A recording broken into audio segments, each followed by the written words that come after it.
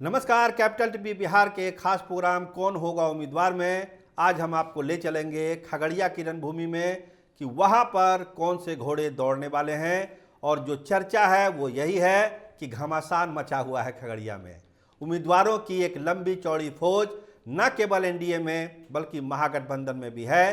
तो आइए जानते हैं कि किन नामों की चर्चा है और किस नाम पर अंतिम मोहर लग सकती है खगड़िया के चुनाव के लिए।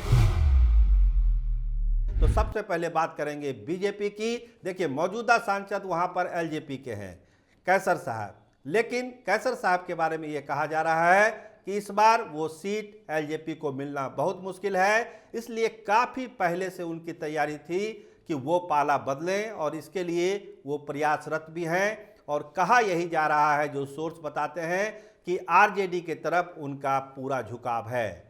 उनके जो लड़के हैं वहां से विधायक भी हैं सिमरी बख्तियारपुर से, इसीलिए एक जो स्वाभाविक लगाव होता है वो आरजेडी की तरफ बढ़ा है।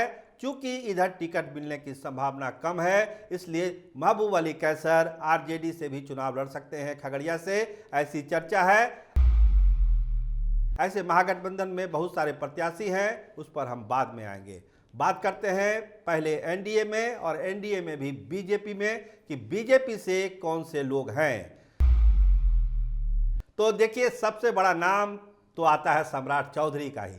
सम्राट चौधरी पर एक दबाव है कि आप खगड़िया से चुनाव लड़िए, आपका इलाका है और आपकी जीत तय है।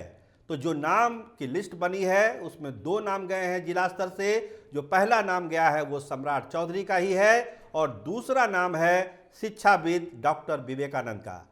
तो कहा यह गया है कि सम्राट चौधरी चुनाव लड़ने के मूड में नहीं है, बल्कि प्रधानमंत्री नरेंद्र मोदी से उन्होंने जो 40 सीट देने का वादा किया है, अपनी पूरी ताकत, अपनी पूरी एनर्जी वो लगाना चाहते हैं बिहार की 40 लोकसभा सीटों पर। और 40 फूलों की माला वो नरेंद्र मोदी के गले में डालना चाहते हैं। तो लगता नहीं कि सम्राट चौधरी अपने आप को चुनाव में इन्वॉल्व करेंगे। तो डॉक्टर विवेकानंद सबसे ऊपर चल रहे हैं बीजेपी के लिस्ट में। कई नेताओं से मुलाकात भी उनकी हुई है, दिल्ली में भी और पटना में, और बताया जाता है कि अपनी साफ छवि और जो उनके सामाजिक कार्य हैं और खासकर शिक्षा के क्षेत्र में और चिकित्सा के क्षेत्र में उन्होंने जो महत्वपूर्ण काम किए हैं और एक नया चेहरा, बेदाग चेहरा बीजेपी के तरफ से है। तो डॉक्टर विवेकानंद के नाम पर मुहर बीजेपी लगा सकती है अगर ये सीट बीजेपी अगर लड़ती है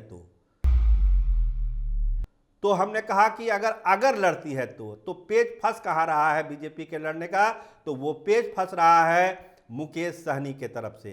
देखिए, दिल्ली में जो बातचीत हुई है, हमने अपने पिछले खबर में आपको बताया था कि मुकेश सहनी से डील लगभग फाइनल हो चुकी है और किसी भी पल अमित शाह और नरेंद्र मोदी के साथ मुकेश सहनी की तस्वीर आप देख सकते हैं सोशल मीडिया पर। तो अगर मुकेश सहनी से डील फाइनल हो गई, जैसा कि लोग बता रहे हैं कि डील हो चुकी है, तो 2 सीट जो दी जानी है उसमें मुजफ्फरपुर और खगड़िया भी शामिल है। अगर 1 सीट होती है तब तो वो मुजफ्फरपुर जाएंगे, अगर 2 सीट है तो फिर मुकेश सहनी खगड़िया से ही चुनाव लड़ने को अपनी प्राथमिकता देंगे। वैसी परिस्थिति में डॉक्टर विवेकानंद थोड़ा पीछे जा सकते हैं। लेकिन जो आम लोगों की राय है खगड़िया में, देखिए खगड़िया के इलाके में हम लोग गए थे तो लोगों का यही कहना था कि एक नया चेहरा चाहिए और डॉक्टर विवेकानंद के नाम से वहाँ पर राय बन रही थी। चलिए अब आगे हम बात करते हैं कि और कौन लोग हैं जो इस रेस में हैं। तो चूंकि वो सीट एलजेपी की है तो रेणु कुशवाहा भी वहां लगी हुई हैं, चिराग पासवान की पार्टी की हैं। लेकिन चिराग पासवान का तो मामला फंसा हुआ है एनडीए में, सीट मिलेगी खगड़िया की या नहीं मिलेगी। लेकिन अगर वो सीट मिलती है एलजेपी चिराग पासवान को तो वहां से रेणु कुशवाहा प्रत्याशी हो सकती है। तो ये एनडीए की एक लिस्ट है जिन नामों की मैंने चर्चा की है। अब चलते हैं महागठबंधन की तरफ कि महागठबंधन से कौन कौन योद्धा है। तो एक नाम की हम चर्चा कर चुके थे, चौधरी महबूब अली कैसर, जो आरजेडी से चाहते हैं चुनाव लड़ना। लेकिन एक नया चेहरा, एक नया नाम जो है वो डॉक्टर संजीव का है, परबत्ता से विधायक है। विधायक तो जेडीयू से है, लेकिन अभी जो वोट ऑफ कॉन्फिडेंस में जो खेला बिहार में हुआ उसमें ऐसा कहा जा रहा है कि उनका झुकाव आरजेडी के तरफ से था। हालांकि बार बार वो इसका खंडन करते हैं, लेकिन अंदर खाने जो हुआ वो बहुत लोग जानते भी हैं। तो आरजेडी की तरफ एक झुकाव है और जो बड़ा नाम एक वहाँ उस इलाके में है वो डॉक्टर संजीव का है। तो लालू प्रसाद और तेजस्वी यादव डॉक्टर संजीव पर भी दांव खेल सकते हैं। इसके अलावा मनोहर यादव जो जिलाध्यक्ष हैं खगड़िया के, काफ़ी प्रतिभावान हैं, युवा हैं, लगे रहते हैं पार्टी के कामों के लिए। तो मनोहर यादव ने भी अपनी मजबूत दावेदारी खगड़िया सीट के लिए सौंपी है और कहा जा रहा है कि पटना में भी उनकी बातचीत कुछ हुई है। इसके अलावा जो पुरानी विरासत है रणबीर यादव की, उनकी जो दो पत्नी है कृष्णा यादव और पूनम यादव, दोनों के नाम की चर्चा है कि कृष्णा यादव या पूनम यादव भी आरजेडी से चुनाव लड़ सकती हैं। देखिए क्या होता है, क्योंकि रणबीर यादव ने अपनी पूरी ताकत वहां पर लगा रखी है।